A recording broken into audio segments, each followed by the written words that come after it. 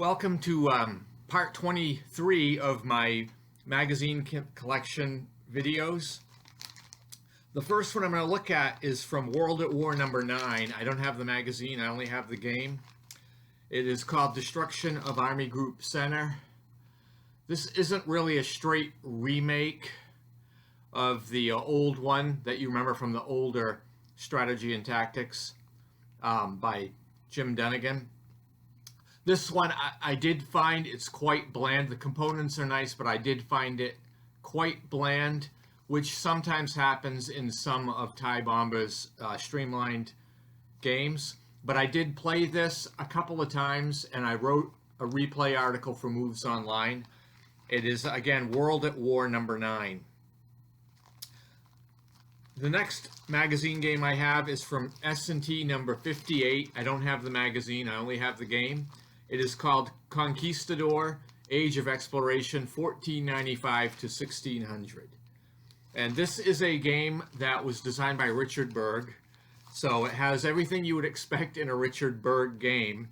And it also came out, I think, with Avalon Hill as a boxed game. And I may have a copy of that one too. I think I do. So plays out, it's really an age of exploration, but it's also covers, warfare, and it has a lot of details in it, like missionaries that may be friendly to natives or not, that get sent to different parts of South America in particular. And it has the historical conquistadors and explorers and leaders. And so it's quite an interesting game. They are programmed, so these leaders tend to come and go. So they have, expiration dates on them. And so one thing that I did for fun is I did quite a bit of research on the historical information that is known about all of these famous leaders that are in this game. And I came up with an 11 to 66 chart. So when they do go out of the game and die, you can roll on that chart and determine what their fate is. So I added that for a little bit of fun to the storytelling. If that's something anyone wants, I think I have a copy of it somewhere. And it is based historically on how many people were lost at sea, how many were killed by the natives, etc., etc.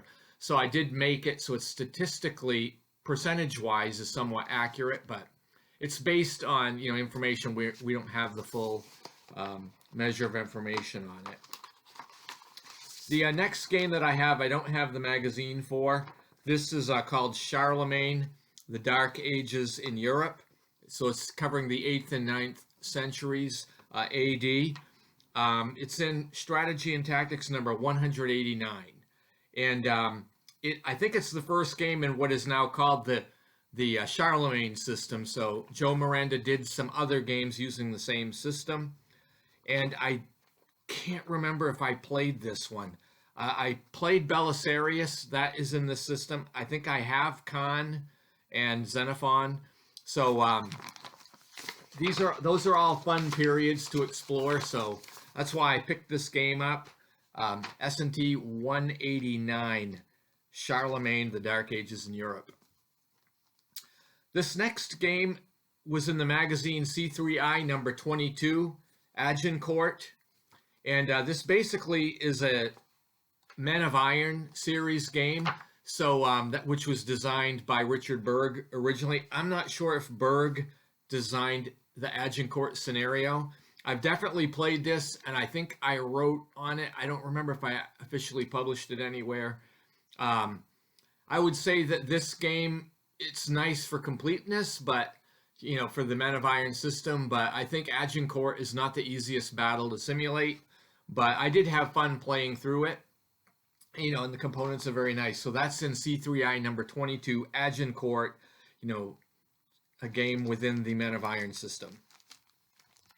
And my last one for this list is the Greek Civil War.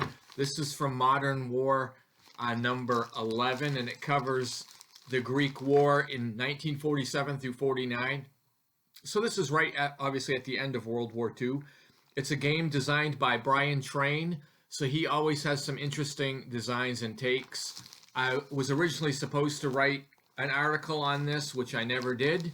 So Haven't played it yet, but it's in Modern War number 11, if I said that right. So anyway, that is part 23 of my magazine game collection. I hope you enjoyed reviewing some of those games, and I hope you have a great day.